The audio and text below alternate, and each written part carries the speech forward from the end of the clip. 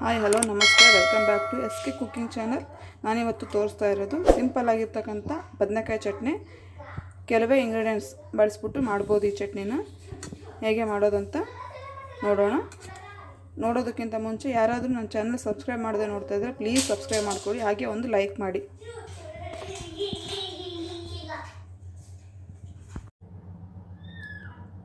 ಬದನೆಕಾಯಿ ಚಟ್ನಿ ಮಾಡಲು ಬೇಕಾಗುವಂಥ ಇಂಗ್ರೀಡಿಯೆಂಟ್ಸ್: ಇಲ್ಲಿ ಬದನೆಕಾಯಿ ತೊಗೊಂಡಿದ್ದೀನಿ, 2 ಬದನೆಕಾಯಿ ಕಟ್ ಮಾಡಿಬಿಟ್ಟು ನೀರಲ್ಲಿ ಹಾಕ್ಕೊಂಡು ಇಟ್ಕೊಂಡಿದ್ದೀನಿ. ಸಪ್ರೇಟಾಗಿ ಕಟ್ ಮಾಡಿಬಿಟ್ಟು ಹಾಗೆ ಇಟ್ಟರೆ ಆ ಬದನೆಕಾಯಿ ಎಲ್ಲ ಬ್ಲಾಕ್ ಆಗಿಬಿಡುತ್ತೆ, ಅದಕ್ಕೆ ನೀರಲ್ಲಿ ಹಾಕಿ ಇಟ್ಕೊಂಡಿದ್ದೀನಿ. ಸಾಸಿವೆ, ಜೀರಿಗೆ ಮತ್ತು ಕರಿಬೇವು, 2 ಟೊಮೆಟೊ ತೊಗೊಂಡಿದ್ದೀನಿ. ಖಾರಕ್ಕೆ ತಕ್ಕಷ್ಟು ಹಸಿಮೆಣಸಿನ್ಕಾಯಿ ತೊಗೊಂಡಿದ್ದೀನಿ. ಈ ಚಟ್ನಿಗೆ ಖಾರ ಇದ್ದರೆ ಚೆನ್ನಾಗಿರುತ್ತೆ, ಅದಕ್ಕೆ ನಾನು ಇಲ್ಲಿ 6 ಹಸಿಮೆಣಸಿನ್ಕಾಯಿ ತೊಗೊಂಡಿದ್ದೀನಿ. ಬೆಳ್ಳುಳ್ಳಿ ನೋಡಿ, ಇಲ್ಲಿ ನಾನು 2 ಬೆಳ್ಳುಳ್ಳಿ ತೊಗೊಂಡಿದ್ದೀನಿ. ಬೆಳ್ಳುಳ್ಳಿನೂ ಎಷ್ಟು ಹಾಕಿದರೂ ಚೆನ್ನಾಗಿರುತ್ತೆ. 2 ಬೆಳ್ಳುಳ್ಳಿ ತೊಗೊಂಡಿದ್ದೀನಿ. ಒಂದು 1/2 ಸ್ಪೂನಷ್ಟು ಅರಿಶಿನ ಮತ್ತು ರುಚಿಗೆ ತಕ್ಕಷ್ಟು ಉಪ್ಪು ತೊಗೊಂಡಿದ್ದೀನಿ. ಇವಾಗ ಮಾಡೋದು ಹೇಗಂತ ನೋಡೋಣ.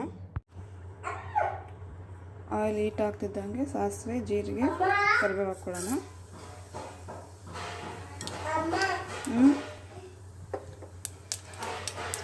ಇದು ಚಟಪಟ ಸಿಡಿಯೋಕ್ಕೆ ಸ್ಟಾರ್ಟ್ ಆಯಿತು.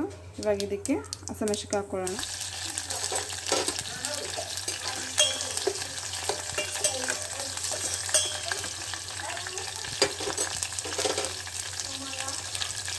ಹಸಿಮೆಣಸಿನ್ಕಾಯಿ ಫ್ರೈ ಆದಮೇಲೆ ಕಟ್ ಮಾಡ್ಕೊಂಡಿರ್ತಕ್ಕಂಥ ಬದನೆಕಾಯಿ ಹಾಕ್ಕೊಳ್ಳೋಣ. ಎಲ್ಲ ಹಾಕ್ಕೊಂಡಿದ್ದೀನಿ. ಇವಾಗ ಮಿಕ್ಸ್ ಮಾಡೋಣ. ಇದೆಲ್ಲ ಮಿಕ್ಸ್ ಮಾಡ್ಕೊಂಡ್ಮೇಲೆ ಇದಕ್ಕೆ ಉಪ್ಪು ಮತ್ತು ಅರಿಶಿನ ಹಾಕ್ಕೊಳ್ಬೇಕು. ಅರಿಶಿನ ಮತ್ತು ಕಲ್ಲುಪ್ಪು.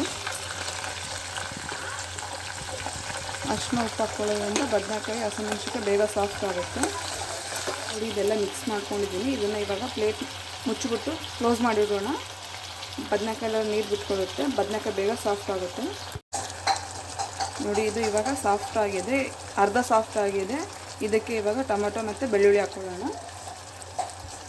2 ಟೊಮೆಟೊ ಹಾಕ್ಕೊತಿದ್ದೀನಿ.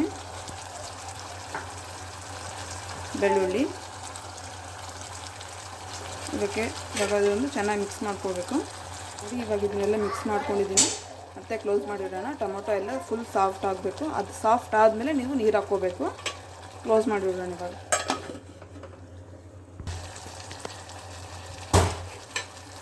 ಟೊಮೆಟೊ ಎಲ್ಲ ಸಾಫ್ಟ್ ಆಗಿದೆ. ಇವಾಗ ಇದಕ್ಕೆ ಸ್ವಲ್ಪ ನೀರು ಹಾಕ್ಕೊಳ್ಳೋಣ.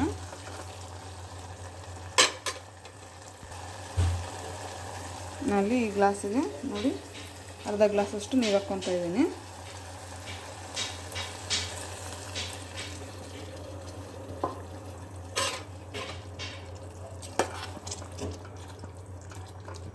ಇವಾಗ ಇದನ್ನು ಕ್ಲೋಸ್ ಮಾಡಿಬಿಟ್ಟು ಚೆನ್ನಾಗಿ ಫುಲ್ ಎಲ್ಲ ಮೆತ್ತಗಾಗಬೇಕು. ಟೊಮೊಟೊ, ಬದನೆಕಾಯಿ, ಹಸಿಮೆಣಸಿನ್ಕಾಯಿ ಎಲ್ಲ ಚೆನ್ನಾಗಿ ಮೆತ್ತಗಾಗಬೇಕು. ಅಷ್ಟರವರೆಗೂ ಬಾಯ್ಲ್ ಮಾಡ್ಕೋಬೇಕು.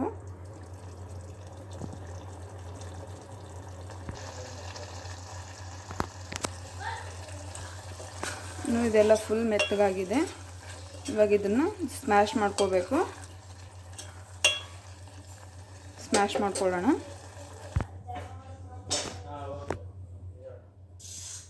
ನೋಡಿ, ಟೇಸ್ಟಿಯಾಗಿರ್ತಕ್ಕಂಥ ಬದನೆಕಾಯಿ ಚಟ್ನಿ ಚೆನ್ನಾಗಿದೆ. ಮನೆಯಲ್ಲಿ ಬಿಸನ್ನ ಇತ್ತು ಅಂದರೆ ಬಿಸನ್ನಕ್ಕೆ ಸ್ವಲ್ಪ ತುಪ್ಪ ಹಾಕ್ಕೊಂಡು ತಿಂದರೆ ತುಂಬ ಟೇಸ್ಟಿಯಾಗಿರುತ್ತೆ. ಸ್ವಲ್ಪ ತಿನ್ನೋರು 1-2 ತುತ್ತು ಜಾಸ್ತಿನೇ ತಿಂತಾರೆ ಈ ಚಟ್ನಿಗೆ. ಮನೇಲಿ ಒಂದ್ಸರಿ ನೀವು ಟ್ರೈ ಮಾಡಿ, ಹೇಗೆ ಬಂದಿದೆ ಅಂತ ನನಗೆ ಕಮೆಂಟ್ ಮಾಡಿ.